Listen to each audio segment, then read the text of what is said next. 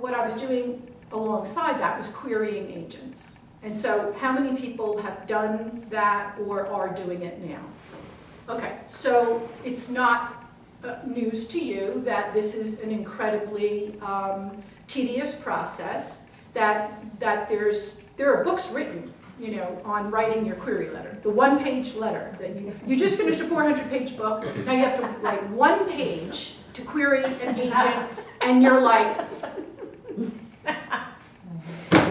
you don't know what to write, or you don't know, I mean, I remember reading books on how to write this letter. It took me months to write the letter.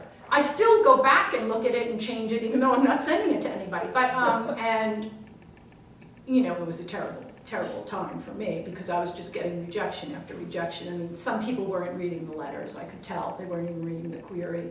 Sometimes they would ask for a partial, and they would read maybe one page, you know, or 2 pages and say, no, thank you. I'm sure you'll place this somewhere else, or I'm sure somebody will scoop this up. You know, all the responses that we all know by heart. So 81 rejections later, I decided to stop torturing myself. Those agents must know something.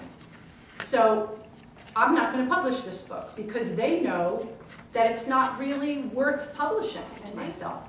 And so I decided, you know what? I put too much into this. This is like my 3rd child. I really need to get this thing published, and I'm going to do what it takes to get it published. I'm going to do it on my own. And the most valuable lesson I learned from that was let the readers decide. Okay, don't let an agent decide, because they have their own agenda. Okay, realize that they have their own agenda. Don't let an editor or a publisher decide. They have their own agenda. Think about your agenda, okay? You wrote a book because you want your book to be read, right? I mean, I think none of you in this room today can tell me that you wrote a book that you want nobody to read, right? So this is the time. This is the time for us. We can publish our own books. But the bottom line is, readers decide what's worthy of reading. Right? That's when I decided I need to learn everything I can possibly learn about self-publishing, and I'm going to produce a book that's indistinguishable from a traditionally published book, okay? That's key.